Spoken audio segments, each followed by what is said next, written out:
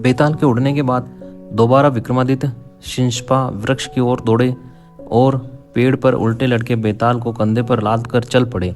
इसी बीच एक बार फिर बेताल ने राजा को एक नई कहानी सुनाते हुए कहा, बहुत समय पहले एक भोगवती नाम की नगरी हुआ करती थी। उस नगरी में राजा रूपसेन का राज हुआ करता था। राजा को शादी करने का बड़ा मन था। एक दिन राजा ने अपने चिंतामणि नाम के तोते से पूछा, बताओ मेरी शादी किसके साथ होगी। तोते ने कहा, मगध की राजकुमारी चंद्रावती से। राजा ने तोते की बात सुनने के बाद एक ज्योतिषी को बुलाकर यही सवाल पूछा। ज्योतिषी ने भी राजा को वही उत्तर दिया जो तोते ने दिया था। मगध की राजकुमारी को भी अपने होने वाले वर के बारे में जानने का बड़ा मन था। राजकुमारी ने अपनी मैना मंजरी से पूछा, अरे यह बताओ मेरा विवाह किसके साथ होगा। मैना ने भी राजकुमारी को राजा रूपसेन से शादी होने की बात बताई। इतना सुनने के बाद दोनों नगर की तरफ से शादी का न्योता एक दूसरे को भेजा गया, जो स्वीकार हो गया। इस तरह राजा रूपसेन और राजकुमारी की शादी हो गई। शादी होने के बाद रानी अपने साथ मैना को भी लेकर आई। राजा ने अपने तोते से मंजरी मैना की शादी करवा दी और दोनों को एक ही पिंजरे में रख दिया। एक दिन किसी बात को लेकर मैना और तोते के बीच में बहुत बहस होने लगी।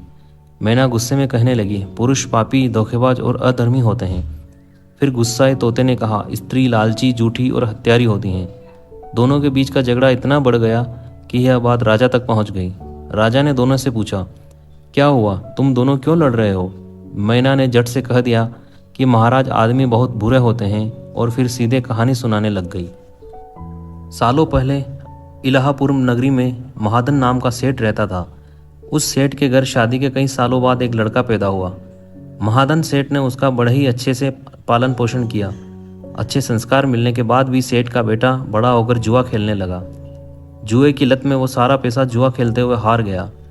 इसी बीच सेठ की मौत हो गई।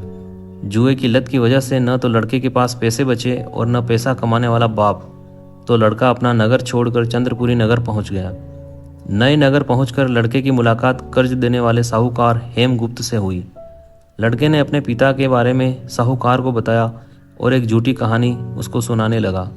उसने कहा कि वो जहाज लेकर बहुत बड़ा सौदा करके लौट रहा था। उसी समय समुद्र में इतना तेज तूफान आया कि उसका जहाज वहीं डूब गया और वो बच बचाकर यहाँ पहुँचा है। इतना सुनते ही साहूकार ने उसे अपने घर में रहने की इजाज़त दे दी। इसी बीच हेमगुप्त साहूकार को ख्याल आया कि सेठ का यह लड़का मेरी बेटी के लिए अच्छा वर साबित हो सकता है। तुरंत साहूकार ने अपनी बेटी की शादी सेठ के बेटे से करवा दी। शादी के कुछ दिन तक अपने दामाद का काफ़ी सत्कार करने के बाद साहूकार ने अपनी बेटी को खूब सारा धन देकर विदा कर दिया। दोनों के साथ साहूकार ने एक दासी को भी भेजा। रास्ते में सेठ के बेटे ने अपनी पत्नी से कहा, सारे गहने मुझे दे दो, यहाँ कई लुटेरे हैं। उसकी पत्नी ने ऐसा ही किया। जेवर मिलते ही उसने दासी को मारकर कुएं में फेंक दिया और अपनी पत्नी को भी कुएं में धक्का दे दिया। लड़की जोर जोर से रोने लगी। उसकी रोने की आवाज़ सुनकर एक राहगीर ने महिला को कुएं से निकाला। कुएं से निकलते ही वो अपने पिता के पास चली गई। उसने अपने साहूकार पिता को सच्चाई नहीं बताई। उसने कहा, कुछ लुटेरे ने उन्हें लूट लिया और दासी को मार दिया। साहूकार ने अपनी बेटी को दिलासा देते हुए कहा, चिंता मत करो, तुम्हारा पति जिंदा होगा और वो कभी न कभी जरूर लौटकर आ जाएगा। उधर लड़का अपने नगर पहुंचकर दोबारा सारे पैसे और जेवरात जुए में हार जाता है। पैसे खत्म होने के बाद उसकी हालत बहुत बुरी हो गई। इससे परेशान लड़का दोबारा साहूकार के पास जाता है। वहां पहुंचते ही उसकी मुलाकात पत्नी से होती है। वो उसे देखकर बहुत खुश होती हैं और बताती हैं कि उस दिन जो कुछ भी हुआ उसने अपने पिता को नहीं बताया है। वो उस झूठी कहानी के बारे में अपने पति को बताती हैं। जैसे ही साहूकार ने अपने दामाद को घर में देखा तो उसने उसका स्वागत किया। कुछ दिन साहूकार के घर में रहने के बाद एक रात मौका देखकर सेठ का बेटा अपनी पत्नी को मारकर उसके सारे जेवरात लेकर फरार हो जाता है। यह कहानी बताने के बाद मैना कहती है, महाराज, ये सब होते हुए मैंने खुद अपनी आंखों से देखा है। यही वजह है मैं आदमियों को पापी कहती हूँ। मैना की कहानी सुनने के बाद राजा तोते से कहता है, अब तुम बताओ, स्त्रियों को बुरा क्यों कह रहे हो। यह सुनते ही तोता भी कहानी सुनाने लगता है। वो बताता है कि एक समय वो कंचनपुर में सागर दत्त नाम सेठ के यहाँ रहता था। उसके बेटे का नाम श्रीदत्त था, जिसकी शादी पास के ही नगर श्री विजयपुर के सेठ सोमदत्त की बेटी से हुई थी। शादी के बाद व्यापार करने के लिए लड़का प्रदेश चला गया। उसकी पत्नी जयश्री उसका इंतजार बेताबी से करती थी, लेकिन 12 साल गुजर गए, वो प्रदेश से लौटकर नहीं आया। अपने पति का इंतजार करते हुए एक दिन महिला अपनी छत से एक पुरुष को आते हुए देखती हैं। वह उसे बेहद पसंद आता है। वो उसे अपनी सहेली के घर बुलाती हैं। वह उससे बात करती हैं और उससे रोज अपनी सहेली के घर मिलने को कहती हैं। अब श्रीदत्त की पत्नी जयश्री उस युवक से रोज मिलने लगी। ऐसा होते होते कुछ महीने बीत गए। इसी बीच एक दिन जयश्री का पति श्रीदत्त प्रदेश से लौट आता है। महिला अपने पति को देखकर परेशान हो जाती है। थका हारा श्रीदत्त आराम करने के लिए बिस्तर पर लेटते ही एकदम सो जाता है। मौका देखते ही उसकी पत्नी उस युवक से मिलने के लिए अपनी सहेली के घर चली जाती है। रात को उसे बाहर जाते हुए देख एक चोर उसका पीछा करता है। वो देखता है कि वो किसी के घर में चली गई। अफसोस, वो युवक सांप के काटने की वजह से मर जाता है। जैसे ही जयश्री उसे देखती हैं तो उसे लगता है कि वो सो रहा है।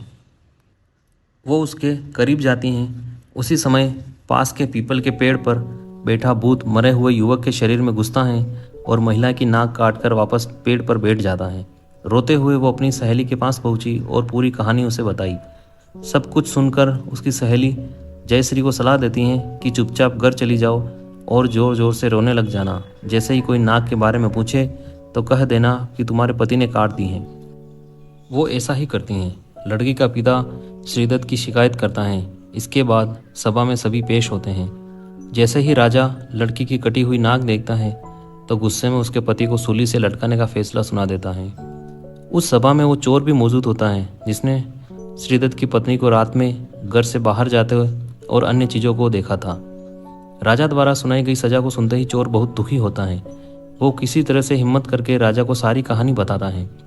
कोई भी उसकी बात पर विश्वास नहीं करता है तो चोर कहता है, आप वहाँ चलकर देख लीजिए, भूत भी वहीं हैं और युवक की लाश भी। जब जांच की जाती है तो बात सच निकलती है। यह बताकर तोता कहता है, राजन, महिलाएं इतनी दुष्ट होती हैं। इतना कहकर बेताल राजा विक्रमादित्य से कहता है, बताओ महिला और पुरुष में से ज़्यादा पापी कौन? राजा कुछ देर सोचकर बताते हैं, महिला ज़्यादा पापी है। बेताल कहता है, कैसे? राजा ने जवाब में कहा, विवाहित होने के बावजूद महिला की पर पुरुष पर नज़र थी और उसने अपने पति को धोखा दिया। इतना सुनते ही बेताल फिर वहीं पेड़ पर जाकर उल्टा लटक जाता है।